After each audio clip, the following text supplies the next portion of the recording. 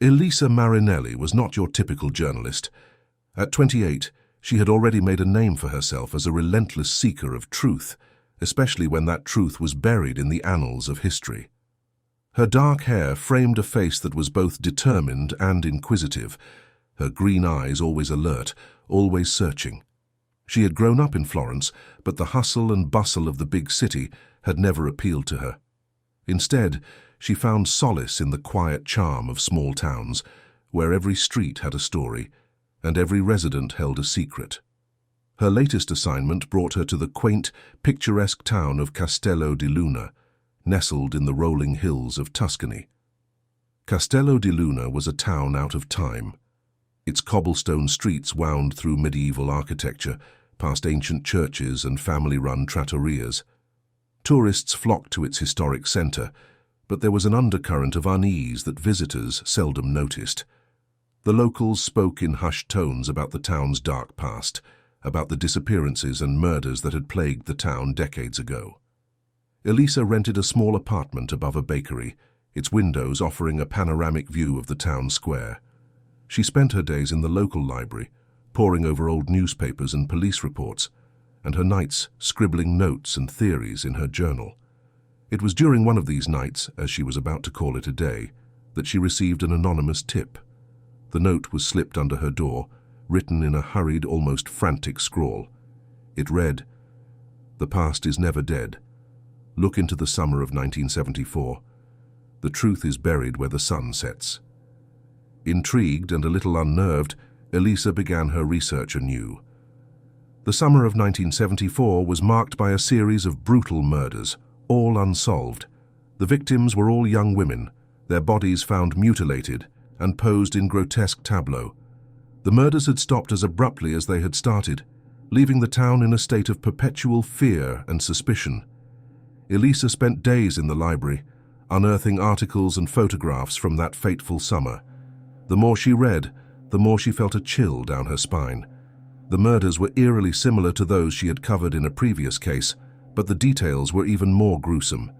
She interviewed older residents, some of whom were reluctant to speak, while others seemed eager to unburden themselves of their memories. An old photograph caught her eye, an image of one of the victims, taken shortly before her death. In the background, barely noticeable, was a figure shrouded in shadows, watching. One evening, as she walked back to her apartment, she felt the hairs on the back of her neck stand up. Someone was following her. She quickened her pace, darting into an alleyway only to find it a dead end. Panic set in as she turned to face her pursuer, but there was no one there, just the sound of her own ragged breathing and the distant hum of the town. From that night on, Elisa felt an ever-present sense of unease. She would catch glimpses of a shadowy figure in her peripheral vision, but whenever she turned to look, it was gone. The feeling of being watched, of being hunted, gnawed at her resolve. Determined to uncover the truth, Elisa delved deeper into the town's archives.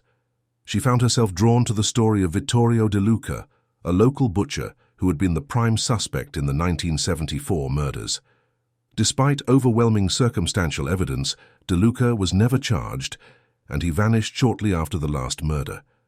Elisa discovered that De Luca had a reputation for being a loner with a morbid fascination with death.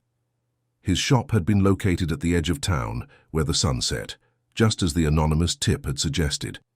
She decided to visit the abandoned butcher shop, now a dilapidated relic overgrown with weeds. During her investigation, Elisa met Dr. Romano, a local historian with a deep knowledge of the town's past. Dr. Romano was a tall, thin man in his 60s, with a gentle demeanor and a vast collection of historical documents. He became an invaluable resource, helping Elisa piece together the fragmented history of Castello di Luna. She also reconnected with Marco, an old friend from university who had settled in the town. Marco, a tech-savvy amateur detective, provided a fresh perspective and technical assistance, hacking into old police databases and cross-referencing evidence. Then there was Signora Bianca, the enigmatic owner of an antique shop. With her flowing silver hair and piercing blue eyes, Bianca seemed to know more than she let on. She spoke in riddles, hinting at a secret society that had existed in the town for centuries, a society with dark rituals and a penchant for human sacrifice. As Elisa dug deeper, the threatening messages intensified. Notes were left at her door, her car tires were slashed, and she began receiving eerie phone calls with no one on the other end.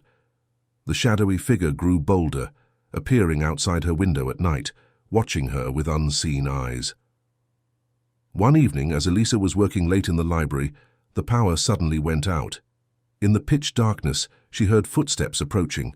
Heart pounding, she fumbled for her flashlight, only to catch a fleeting glimpse of a figure disappearing into the stacks.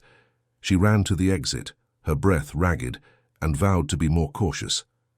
The tension reached a boiling point when Elisa was nearly attacked. She was walking home when she felt the now familiar sensation of being watched. This time she turned around and saw the shadowy figure emerging from the darkness, a glint of steel in its hand. She ran, her footsteps echoing in the narrow alleyways, until she stumbled into a crowded piazza, the figure disappearing into the night. This close call only strengthened Elisa's resolve. She knew she was onto something big, something dangerous, and she wouldn't stop until she uncovered the truth. Elisa's research began to uncover a chilling pattern. The 1974 murders were not isolated incidents. They were part of a larger, more sinister conspiracy. She found records of similar murders occurring every 30 years, dating back to the town's founding. Each series of murders had the same macabre signature, pointing to a single immortal perpetrator or a legacy of killers. The investigation took a personal turn when Marco went missing. He had been following a lead about a hidden room in the town's old church, a room rumored to be used for secret rituals. The last message Elisa received from him was a cryptic text. "Found it. Not alone. Help." Elisa's desperation grew as she searched for Marco. She felt guilty for dragging him into the investigation and feared the worst. The shadowy figure's threats had become all too real. Dr. Romano and Signora Bianca finally opened up to Elisa, revealing their own connections to the town's dark history. Dr. Romano's family had been involved in the secret society for generations, though he had renounced its practices. He provided Elisa with an ancient manuscript detailing the society's rituals and its quest for immortality.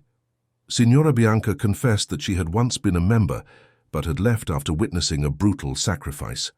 She showed Elisa a hidden room in her shop, filled with relics and documents from the society. Among them was a map leading to an underground network of tunnels beneath the town, used by the society to move undetected.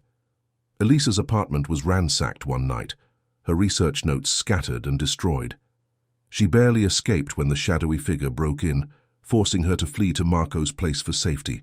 She felt the walls closing in, her every move monitored by unseen eyes. She and Dr. Romano ventured into the tunnels, hoping to find Marco and the truth. The air was thick with dampness and the stench of decay. As they navigated the labyrinthine passages, they stumbled upon a hidden chamber filled with macabre artifacts and the skeletal remains of past victims. Elisa's discoveries pointed to Don Giuseppe, the town's beloved priest, as the mastermind behind the murders. He had been a young seminarian during the 1974 murders and had since become a pillar of the community. His pious exterior hid a twisted soul, dedicated to the dark rituals of the secret society. Elisa confronted Don Giuseppe, accusing him of the murders. He denied everything, his serene demeanor unshaken. He claimed ignorance of the society's activities, portraying himself as a victim of false accusations. Frustrated and disheartened, Elisa revisited the clues with Dr. Romano and Signora Bianca. They uncovered a shocking revelation. Don Giuseppe had an identical twin brother, Paolo, who had disappeared years ago. Paolo had assumed Don Giuseppe's identity, using his brother's position to carry out the society's rituals. As Elisa and her allies closed in on the truth, she was betrayed by Dr. Romano. He had never fully renounced the society and had been using Elisa to find a powerful artifact hidden in the tunnels. He led her into a trap where she was captured by Paolo, who revealed his true identity and intentions. Elisa was taken to the underground chamber, where Paolo and his followers prepared for the final ritual. Bound and gagged, she watched in horror as they began their dark ceremony, her fate seemingly sealed. Desperation fueled Elisa's will to survive. She managed to free herself using a hidden blade she had concealed in her boot. With her hands free, she silently dispatched one of her captors and armed herself with a ritual dagger. Elisa confronted Paolo in the midst of the ceremony. The chamber echoed with chants as she fought through the acolytes, her determination unwavering. The final showdown between Elisa and Paolo was brutal, both fighting for their lives amidst the flickering candlelight and shadows. With a final desperate lunge, Elisa plunged the dagger into Paolo's heart. The ritual was interrupted, and Paolo's followers fled into the darkness. The chamber fell silent, save for Elisa's ragged breathing. As the dust settled, Elisa uncovered the full extent of the society's plans. They had sought immortality through the sacrifice of innocent lives, believing that the blood of the pure could grant eternal life. Paolo's death marked the end of their twisted legacy, but the town's scars would remain. The authorities were alerted, and the underground chamber was sealed off. The truth about the murders and the society was revealed to the public, shaking the town to its core. Elisa's courage and determination had brought justice to the victims, and she was hailed as a hero. Elisa decided to write a book about her experiences, hoping to shed light on the dark history of Castello di Luna. She knew that the town would never be the same, but she hoped that her story would serve as a warning and a testament to the power of truth. Elisa stood at the edge of town, watching the sun set over the hills. The past few months had changed her in ways she couldn't yet fully comprehend. As she gazed at the horizon, she felt a sense of closure, but also a lingering unease. The shadows of the past had been illuminated, but she knew that some mysteries would remain unsolved, lurking in the darkness waiting to be discovered.